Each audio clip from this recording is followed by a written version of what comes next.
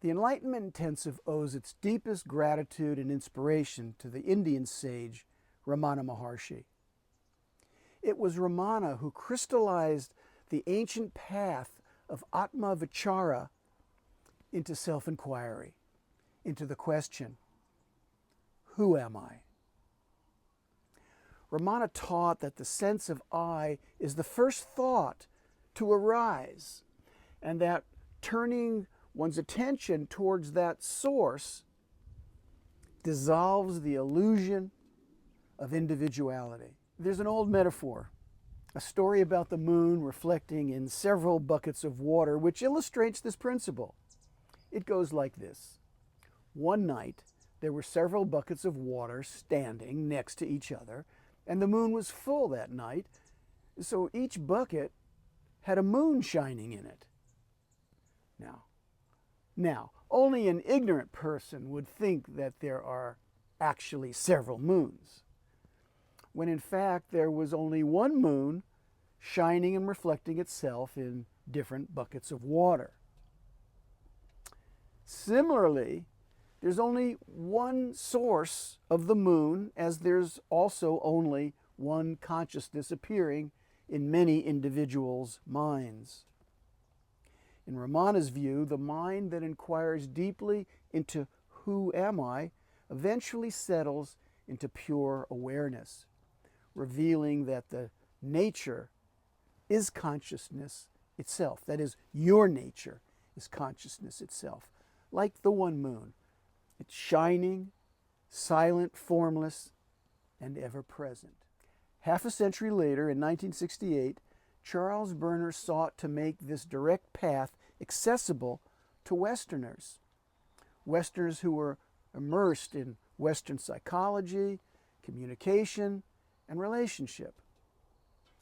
Berner transformed Ramana's solitary meditation into a structured two-person communication and contemplative practice that he and his wife Ava called a relating dyad. The two partners contemplate and alternate speaking and listening and contemplating, using the contemplative focus, tell me who you are. The goal is not philosophical, it's not a discussion, but the goal is conscious, direct knowing of who you are.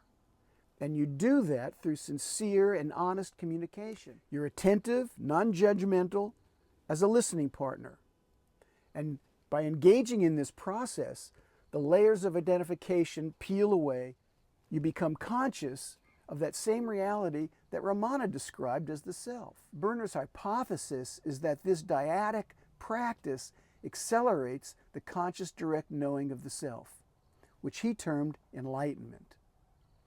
So we have two approaches to a way to ascend this mountain of truth, where the self lives, so to speak. Ramana's way is solitary. Berner's way, his approach, is relational.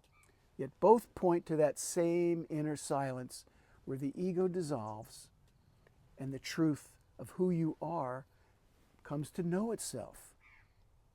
Ramana emphasized surrender to the self, while Berner emphasized conscious, direct knowing of that self. There's really no difference, is there? In Ramana's language, enlightenment is the death of the I that one identifies with as who they are. In Berner's language, it's the consciousness of truth, conscious direct knowing of who you are. In essence, both affirm that liberation is immediate, when one stops thinking and stops conceptualizing, and one begins to seek inside, so to speak, rather than chasing this goal outside of themselves. Instead, one opens up and surrenders directly to the nature of the I. Thus, the Enlightenment Intensive is Ramana's timeless inquiry, translated into a Western form of mutual contemplation.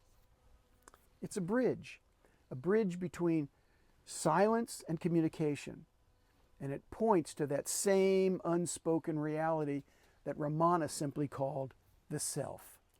If this resonates with you, like, share, comment, and subscribe. I do 3 Enlightenment Intensives each year, 2 in Australia and 1 in Bali. And I've got many videos on personal and spiritual growth on YouTube. Love to hear from you. Thank you for listening.